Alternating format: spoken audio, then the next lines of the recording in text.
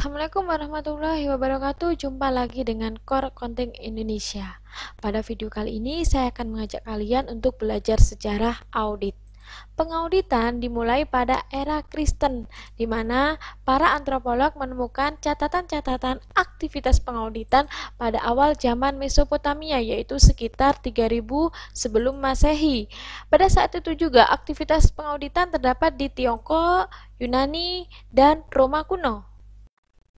Kata auditor berasal dari bahasa Latin yang artinya seorang pendengar. Kenapa? Karena auditor yang ada di Roma yaitu mendengarkan pembayar pajak seperti petani, pedagang, dan pembayar pajak lainnya. Selain itu, auditor memberikan pernyataan publik terkait hasil aktivitas bisnis dan beban pajak yang harus dibayarkan.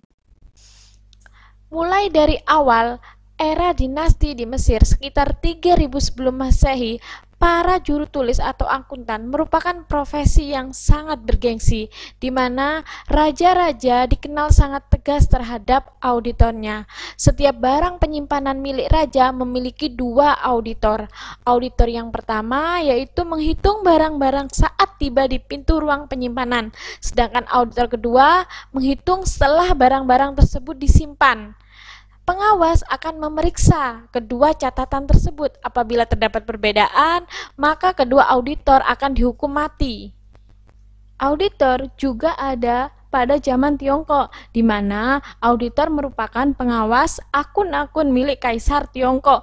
Hal ini dapat dilihat dari sistem akuntansi pemerintah dinasti Zhou, termasuk proses penyusunan anggaran dan audit di seluruh lembaga pemerintahan. Pembukuan sebagai suatu mekanisme pendukung untuk perhitungan laba atau kekayaan, atau sebagai sistem pendukung dalam pengambilan keputusan untuk memaksimalkan laba. Namun, pada zaman kebudayaan kuno seperti di Mesopotamia, Mesir, Yunani, ataupun di Roma itu masih belum diketahui.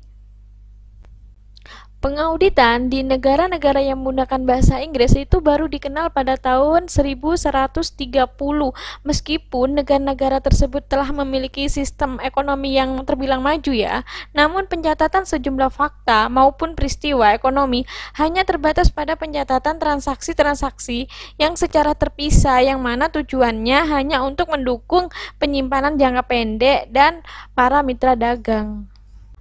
Pengauditan modern.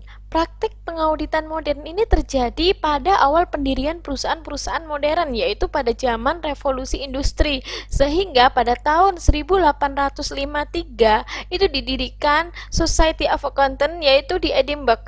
Beberapa institusi lainnya juga muncul di Britania yang kemudian bergabung menjadi Institute of Chartered Accountants pada tahun 1880 di Inggris dan Wales, sehingga pada tahun 1886 itu diikuti oleh Amerika Serikat dan Belanda juga pada tahun 1895. Perkembangan lebih lanjut yaitu mengenai pemisahan antara ketentuan modal dan manajemen, dan semakin kompleksitasnya perusahaan sehingga muncul beberapa skandal keuangan. Sebagai contoh yaitu skandal City of Glasgow Bank yang terjadi pada tahun 1883. Perusahaan-perusahaan publik yang ada di Inggris itu harus tunduk pada undang-undang yang disebut dengan Companies Act. Menurut undang-undang tersebut, semua perusahaan publik itu wajib untuk diaudit.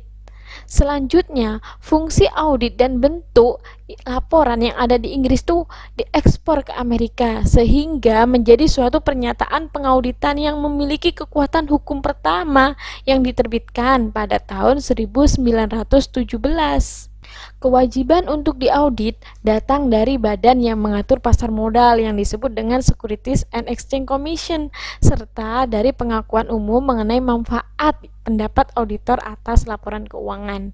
Tidak ada peraturan undang-undang yang mengharuskan audit atas laporan keuangan diberikan kepada pemegang saham, sehingga menyebabkan audit pada abad ke-19 menjadi beraneka ragam. Auditor biasanya mendapat penugasan itu dari manajemen. Kemudian laporannya juga ditujukan kepada manajemen, karena para manajer itu hanya menginginkan untuk mendapatkan jaminan bahwa kecurangan dan kekeliruan itu tidak ada. Perkembangan audit abad ke-20. Profesi akuntansi di Amerika itu berkembang pesat setelah berakhirnya Perang Dunia I. Sementara kesalahpahaman tentang fungsi pendapat auditor itu masih terus berlangsung.